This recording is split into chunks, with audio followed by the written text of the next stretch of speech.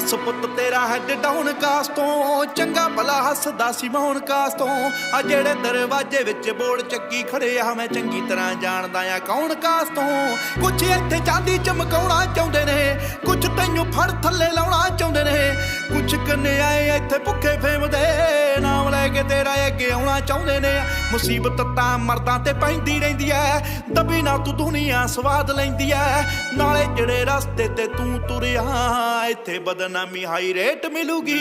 नित controversy crate मिलूगी धर्मां दे नाम ते डिबेट मिलूगी।